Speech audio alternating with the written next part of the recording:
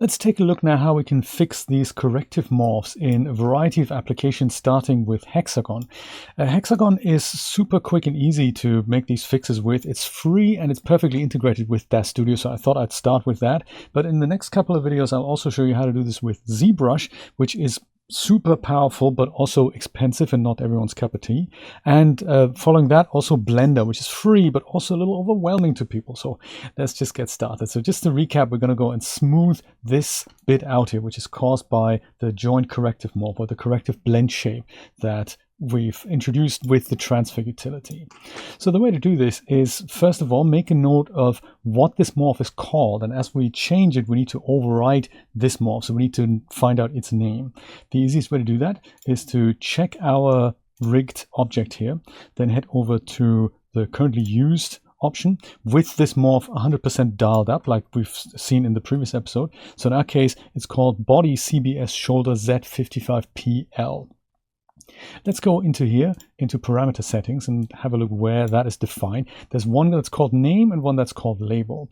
We want to copy the name. Technically, on these corrective morphs, they're usually the same, just so that you know the difference. Name is what DAZ Studio refers to this under the hood, and they have to be unique. Otherwise, you get this dreaded duplicate formulas error. And the label is something that we see written out here. So if you had something that is user-facing, which these things are not, if you had something that's user-facing, you can make it look nice, but give it a more convoluted name under the hood so that it becomes unique, and this is a more readable name. That's the label. That's just the difference. But we're going to use the name just to keep it cohesive. Control-C to copy that out, then cancel out of this and say no more about it. Now let's go and select our Genesis figure, and assuming Hexagon is installed, under Edit Preferences, just so that you know where that is, under Bridges, you find something here that has the Hexagon entry, and it says Show Options. This may be set to Basic. Make sure it's set to Advanced, and this is also where you can give it the full path to Hexagon. If you've never launched the bridge before, the first time you do that, DAZ Studio will ask you where is that. So the default location is usually Program Files, DAZ 3D, and then Hexagon 2. I'm using the public beta because that supports 64-bit.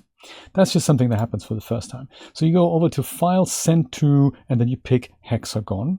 There's also a little icon that you can put on the toolbar here, then it looks like this, and the same thing happens. With your figure selected, Hexagon will open and launch both the figure as well as the item of clothing you want to correct.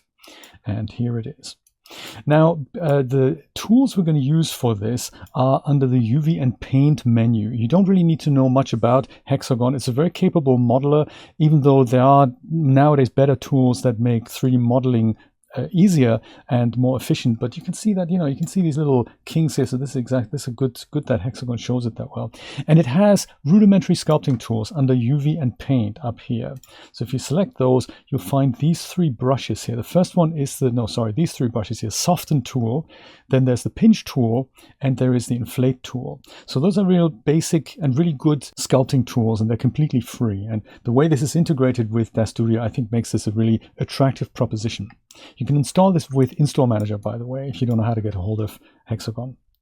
So to use it then, at the bottom right here, we have the figure and we have the shirt. So make sure you select the shirt, then it becomes the active object. This is now a mode that Hexagon calls object selection mode. And we want to do something not to the object, but to the faces. So we have to go and say select faces up here. And now we can go and pick one of these tools. Like, let me use the Soften tool. That will smooth things out. That's exactly what we need. If I click on that, you can see this context menu change over here. And now when you hover over your garment, you can see this cursor coming up here. Just in case this is the first time you're doing this and you see like several bazillion cursors here, there's an option that you can, I think that's enabled by default in Hexagon under Edit Preference Editor. And then over here under 3D Display Advanced, there is an option that's called Local Redraw. Let me just go and switch it on just for a laugh, because then, that doesn't actually look bad right now. But usually when you do this, you might stand a chance that there's like thousands of cursors littering your display, and you might not know what to do. And that is that setting that you need to switch off. So that's under Edit Preference Editor. 3D display advanced, and there's local redraw. So make sure that is disabled. Mine was already disabled. I just thought I'd show you that. So over here, we have the size of the cursor. You can make it bigger or smaller. I'm going to just leave it on the default size here. And the strength is how strong you want for this to take place. Let me go and try this out. Left click and drag over this area, and you can see how much smoother this gets. Look at the wireframe as it does its job. So even with the default settings, this is now all smoothed out. And this is how easy it is to work with Hexagon on this. If you want to undo it, of course, Control Z is your friend. You can do other things here. So in my case, I'm thinking perhaps I want this bulge here to be pushed in a little bit. Maybe I don't want there to be that big of a flare here, and that is something we can probably do with a sculpting tool in other applications, but not in Hexagon. So let me just go and hit accept here, and that is our smoothing pass done. You can see the context menu change here, and you can also see when I hover over this now, I do select faces, or I see the faces popping up here. So let's stick with that. Let's maybe pick one right underneath in the middle here, like this face, and I'll see my 3D manipulator pop up here. And if I wanted to change this one polygon, I can go and left click and drag on this thing, and you can see I can move one polygon. Not exactly what we want to do, so Control Z to undo that. But there's two things I want to bring to your attention. One is soft selection. If you enable that, it's like proportional editing in Blender. All of this area is now going to be moved as I move my 3D manipulator. Control Z to undo that. I'm going to make the radius a little smaller here so that it only has that area, which is a tiny bit difficult. There we go. And now you can go and just modify this area. Make it smaller, make it larger. So in my case, maybe I'll make it a little larger still, maybe 0.5. That'll do the trick. And then one other thing I just wanted to let you know about, the manipulator is currently pointing into the direction of the world. And if I wanted for it to point at the direction of my selection, up here I can switch world to selection, and then you'll see that it moves, and now I can use the blue arrow to push this whole thing in, and then move it around to be a little granular about what you want to change about your garment. And in conjunction with the brush tools, you can create the changes that you need to make on the garment. Like in this case, what I said before, maybe we want to go and select a few of these and just drive this whole section maybe down a little bit. Shift will select multiple places here. And move it down, maybe make the selection a little bit larger here to make sure the whole arm comes down. This is something that is actually easier in other tools, but I just thought I'd show you how you can go about making these changes, maybe like this. And now when you're happy, hit accept here and head back over to your brush tools and apply. There we go. Head back over to your brush tools and maybe use the inflate tool very gradually over this area, and then brush this back in.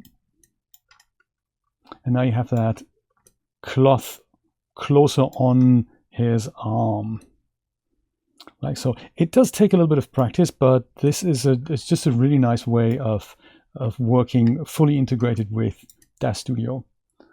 There we go. Let's say this is the change I want to make. Let's hit accept here so that this menu changes again to this menu. And now I can go back to object selection mode and then go and send this change back over to DAZ Studio. Just before we do that, remember that I copied this name just in case we've forgotten about that step. It's over here. So with my raglan shirt selected under currently used, this morph dialed up to 100% that I had sent over, I'm going to go and copy this name out just in case we've forgotten where that is. Just make sure Control C, this name, we're going to have to remember that. So from Hexagon then, let's go and send this back over to DAZ Studio, this change from the shirt. So File, with the shirt selected here on the bottom right, File, Send to DAZ Studio will do that. It'll go and should pop DAZ Studio open up again if it doesn't just switch to it. And because we've enabled that advanced option, you can open this up now, and this looks very similar to the Morph Pro dialog that comes up. So we're going to need to make a few changes here on the name. We don't want to call this Hexagon Morph. We're going to double click in there and then Control V and paste our previous name in here that we've just copied out the auto-generated name. Morph subdivision is off. Reverse deformations, that needs to be set to yes. So right click into that field and then switch it over to yes. And then also overwrite existing, that needs to also be changed from make unique. Right click into that and change it to deltas only. Because we already have a morph, if we give it this name, by default it would say, hey, I already have a name like that. Please give me another name because I don't want to overwrite anything because you said make it unique, human. So we're going to change it to deltas only, and that'll overwrite whatever is currently in that morph. And that should do it. Now let's go and, before I click OK, watch this area as it changes into what we've just made in Hexagon. Look at that. So that's now overwritten the morph, and now a change is baked in. And now I can go back over to my Genesis figure, to the power pose, and I believe we have the shoulder here, and that is that bend morph. And when I go and move that down, it goes and interpolates between what it was before and what it is now. Well, there we go. That's how easy it is to make such a change with Hexagon. As a little homework for you then, try if you can do this by yourself for the other side, for the right arm. I'll show you where it is and how to find out. So you're going to go and pick that right shoulder, either from the Power Pose menu here, or you can go and open the bone hierarchy in your Scene tab. So that's under the Genesis 9 figure, open hip, pelvis, spine 1, 2, 3, and 4. Go and fix the weight maps like I've shown you in the previous video, and then go and select the left shoulder. And once you have that, under parameters here, open the Transforms tab, and in fact the Rotations tab, and see if you can use the bend value. Oh, that's the wrong shoulder, isn't it? We need to go to the right shoulder and find the bend value there, and then you see the same or a similar distortion here. The weight maps need to be fixed first, and then you can go into Hexagon and see if you can smooth that out. To figure out what the name of this particular correction morph is, head over into your raglan shirt. Then over on the parameters tab here under currently used, make sure that the hidden properties are showing, and then you can see something like this, which is body CBS shoulder Z55NR, and that's the one that needs to be corrected. So copy that out, send it over to Hexagon, make that change, send it back, and give it that name on import, overwrite the existing, and that is that. In the next episode, we'll keep going with this, but I'll show you how to make that change in ZBrush. Stay tuned for that.